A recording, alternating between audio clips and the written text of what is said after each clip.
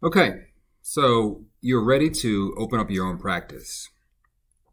You either graduated from school and you're going out on your own, or you've worked for a practice or a company for a while, and now you're ready to start your own thing.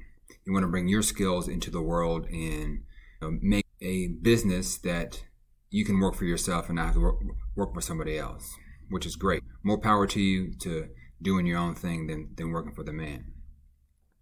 So first thing is, where do you start?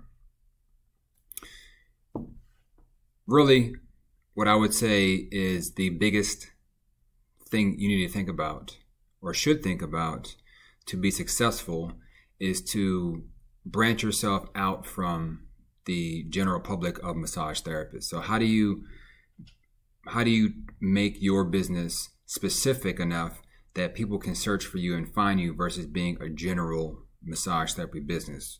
When people go online and Google massage therapy, a lot of times they'll pop up in a local search of people close to them, and it'll say massage therapy, and on the website you'll have a list of therapeutics, Swedish, deep tissue, prenatal. It's just like a whole list of all of the modalities that you've learned in school or you've learned on your own. But it's hard to delineate between who do I choose. Typically people choose somebody that's closer to them. People's prices are lower, not too low, but kind of like lower than their competition. So usually there's a number range involved and a range of distance from their house or their work.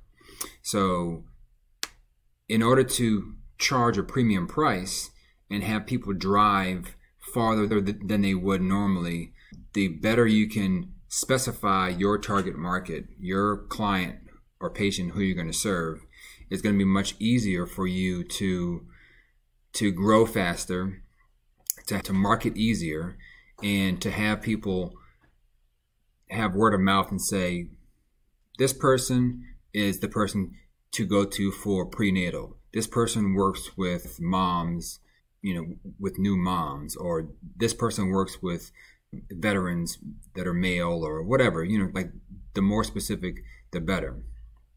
So ideally, this video is finding your target market. Okay, before you look into a location, it's figuring out, is that location the best place to be? Not just looking at, is it in a busy area? Is it close to your house? Is it in an area that is a big city? So we have to really look at your target market to build the practice around your ideal customer. So if you had a perfect customer, or let's say a busload of perfect customers, and they were standing in an empty parking lot, you want to build your practice so that they can see your business sign and say, you know what, I want to go into that practice. I want to get that special massage and special therapy.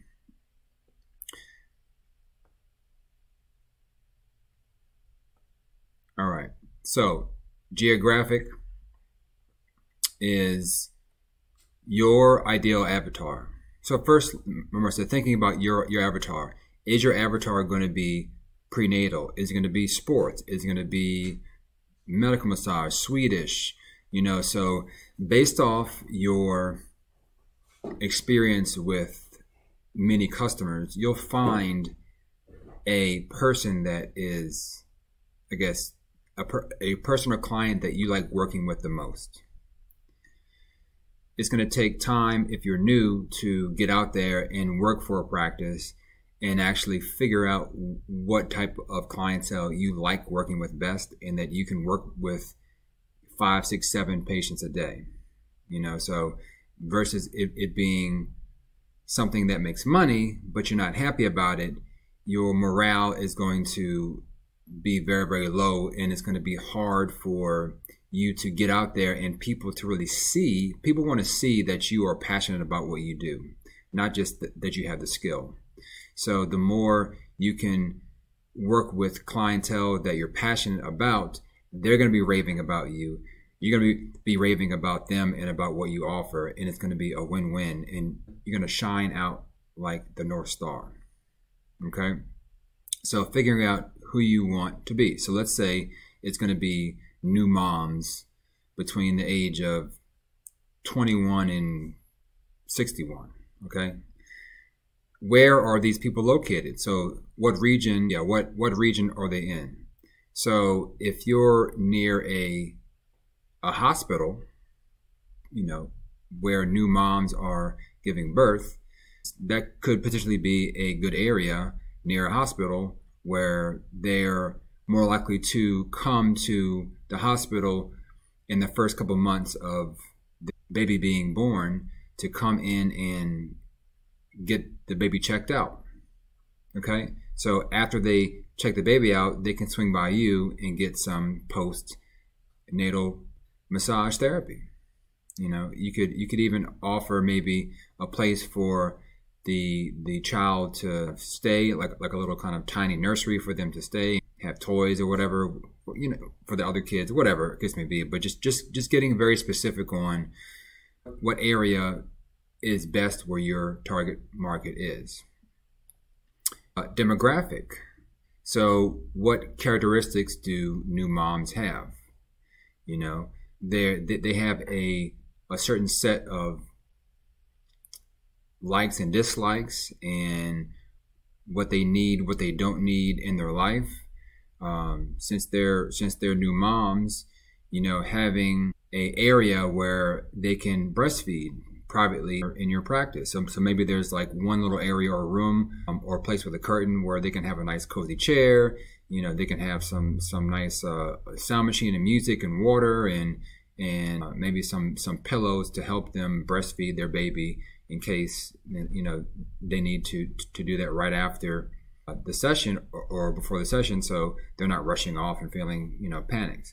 So that will give them a reason to come to you because they know that they can come in and relax and not have to think about the next thing. Okay, well, if I have to breastfeed, I have to go into the car and do this and do that. It's kind of like, no, like we got you. We are thinking ahead of all of your, needs. And again, what behaviors do new moms have? Having a relaxing environment, having certain scents, having certain colors, having certain music to help them calm down, to help them feel like they're getting a break because, they might not be sleeping for a while because the baby's crying. The baby needs mom. So just having a place for them to have sort of a break and feel safe that their baby is safe while they're getting treatment is going to be nice. Psychographic. What are the common beliefs of your avatar? So, this could be beliefs about religion, beliefs about, what new moms go through or how mothers act towards their children. It could be anything, but just taking into account, having things in your practice revolving around the beliefs of new moms. Maybe you are a Christian company that works with new moms between certain ages. So you might have religious material. You might have books around there about being a new parent, but being a Christian or whatever case may be. So just like whatever beliefs you believe that that your clients have the same beliefs, not pushing beliefs on them, but just whatever they believe in, having materials, having things in your practice so that they feel comfortable and they feel like they belong there. Size, how many people in your area are giving birth. So you can go online and look at the stats, looking at the hospitals, looking at in your area, like how many new moms are giving birth in the area. If it's an area of town where there's a bigger hospital and there's more births, and there's more new moms living in that area, maybe that's a place for you to go to open your practice because that's going to be a larger target market, and people will have to drive less than being somewhere maybe in the country where there's less moms available. So what is the growth potential? If you work with every mom in the city, is your practice going to be able to grow? Are there more new moms available for you to take versus if you had a very specific thing of like, I work with geriatrics that have a size 32 waist and a 15 shoe, like, you know, like that demographic is going to be probably small, and you can only serve a handful of clients. So after that, you're going to be kind of just waiting for new clients to come in. So you want to be able to expand at some point, hire new therapists, have more clientele coming into your practice. So the more fish in the sea, the more chances you have to catch those fish. So like I said, in your area, if you're in the country, you might have new moms, but you might not have a lot of new moms because you don't have many people moving into that area. Versus in the city, in the suburbs, you might have new condominiums coming up and people coming from different states and buying houses or renting homes.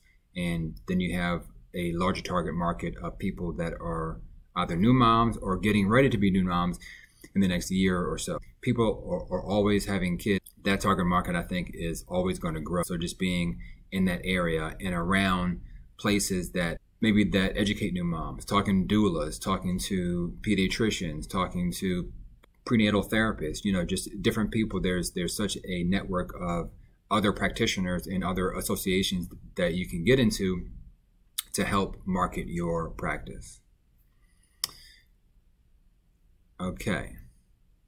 How many other practices are doing prenatal? So if you Google in the area prenatal massage, how many other practices are doing that? I think it's very slim. A lot of practices I see are just either doing, you know, Swedish or just general massage therapy, therapeutic massage. There's so many people that just say therapeutic massage and they have a whole menu of stuff, but they're not very specific. So, you know, it's not going to be super enticing to come to them unless you have had some word of mouth or you have some reason to go to that person instead of shopping around. So if there's not a lot of people in your area, great.